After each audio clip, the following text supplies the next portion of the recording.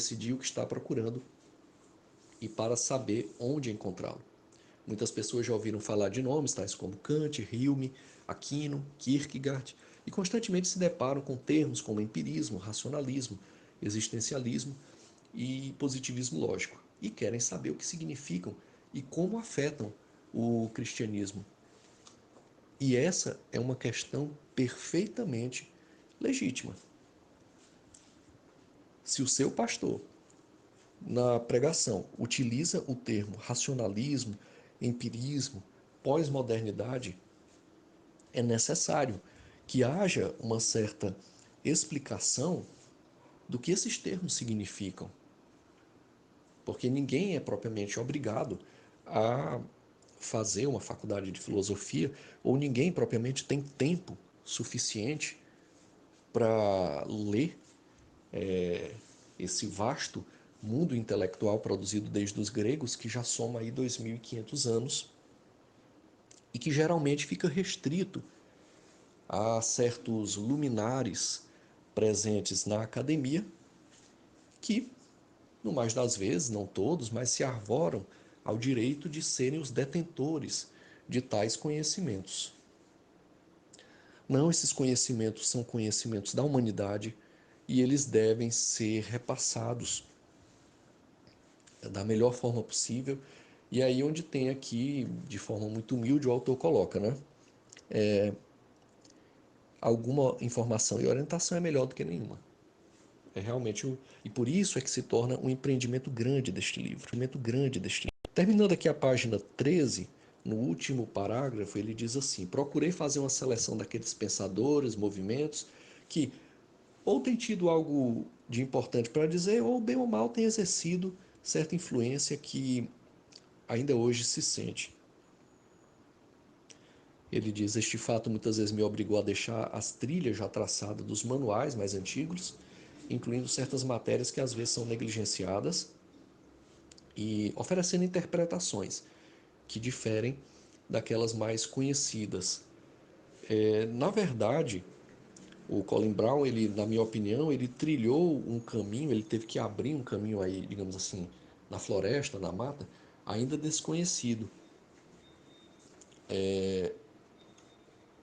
E há muito disso dentro da teologia, porque se tornou necessário. Se tornou necessário. Não adianta, por exemplo, ao cristão, mesmo que ao cristão honesto, ir debater com alguma pessoa no sentido de querer evangelizá-la, mostrar-lhe a verdade em Cristo, se aquela pessoa não tem o menor conhecimento da cosmovisão que professa a pessoa a quem ele está falando. É como se fosse um brasileiro tentando se comunicar com um chinês. Não vai ter entendimento, não vai ter compreensão. Nesse sentido, por exemplo, no século XX, nós temos figuras variadas que tentaram fazer um diálogo com a cultura. Por exemplo, um pensador, o pastor Francis Schaeffer, que dialogou com a cultura da sua época, não só com a cultura da sua época, mas de uma certa forma com o pensamento ocidental, procurando mostrar em que sentido influenciou a fé cristã, assim como a fé cristã influenciou, onde há aqui o vice-versa, né? Mas é importante esse momento de haver um diálogo com a cultura. E o Colin Brown me parece que vai nesse sentido aqui. Ele teve que criar uma metodologia própria, porque propriamente me parece, e acho que ele chegou a essa conclusão também, ele não encontrou isso nos manuais mais antigos.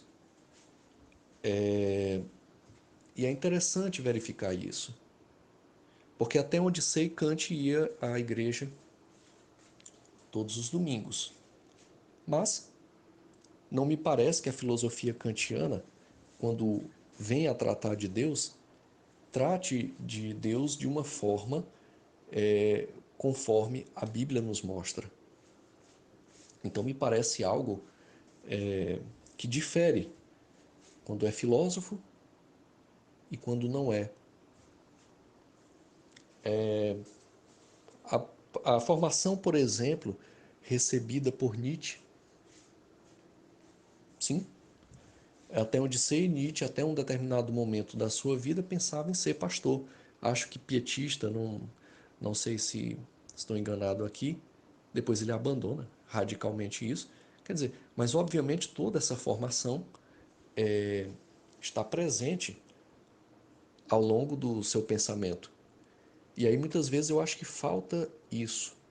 Tanto os manuais clássicos, eles não conseguem tratar, abranger, por exemplo, movimentos como a Reforma Protestante, como já foi dito, e muitas vezes parece também que falta o próprio conhecimento bíblico. E aí é complicado, porque por maior e melhor que seja o título de determinado professor, o assim chamado professor doutor, mas se quando ele vai tratar, e acho que todo mundo já teve a chance de perceber isso, principalmente quem é da área da filosofia já percebeu isso, muitas vezes a pessoa não tem o menor conhecimento do que está falando quando vai criticar a Bíblia. Talvez porque haja aí, e aí obviamente que não são todas as pessoas, há pessoas bastante honestas e que têm um compromisso muito forte com a filosofia, mas muitas vezes se percebe que é porque realmente se relega a um segundo plano, algo irrelevante, algo que não é racional, algo que é da fé, algo que é infantil, algo que é do campo mitológico, e aí não dá a determinada importância. Só que quando, como foi dito, quando se depara com os autores que vai tratar, muitas vezes na formação daqueles autores está ali toda uma vivência, todo um crescimento em torno da fé cristã. Então se deveria, por uma questão mesmo de honestidade, reconhecer isso, porque aí se cai no risco de se tratar aquele autor de uma forma incompleta. Ou então naquilo que eu considero pior dentro das academias de humanidades e, no meu caso específico, de filosofia. Enquadra-se dentro de uma metodologia que claramente tem um viés hegeliano muito forte, enquadra-se o autor dentro de um momento histórico específico do pensamento e se faz o que eu chamo, é uma expressão que eu criei, se faz uma espécie de pasteurização do autor. Vou pegar o exemplo mais claro. Agostinho escrevia com a Bíblia em uma das mãos.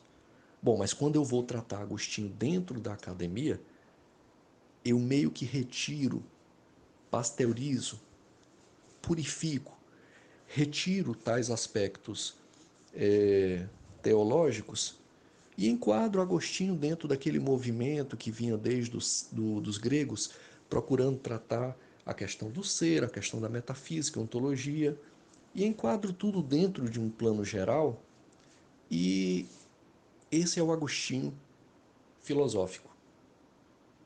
Ou como eu já ouvi no caso próprio do Agostinho, de um professor, que dizia assim: o meu intento é tratar o Agostinho de forma filosófica. Ora, é impossível tratar o Agostinho de forma filosófica, nesse sentido que se entende filosófico, porque ele mesmo não se considerava assim.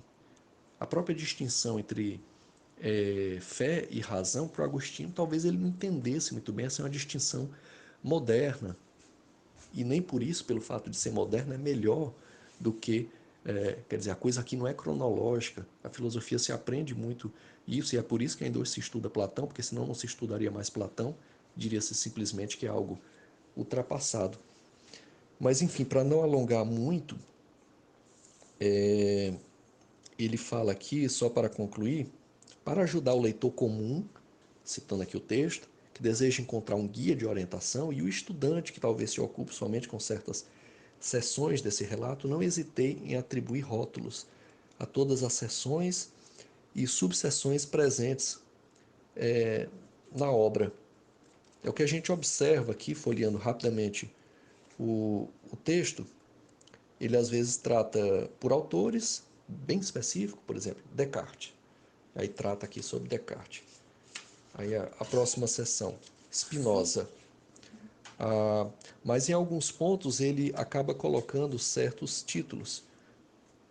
Por exemplo, a erudição conservadora, o avanço do idealismo. E isso é de forma intencional e pedagógica. Ficamos por aqui hoje. Deus não está morto e muito menos na academia. E lugar da Bíblia é em todo lugar. E por que não também nas faculdades de humanas, principalmente nas de filosofia. Um fraterno abraço e que a paz de Cristo fique com todos. Fique com todos.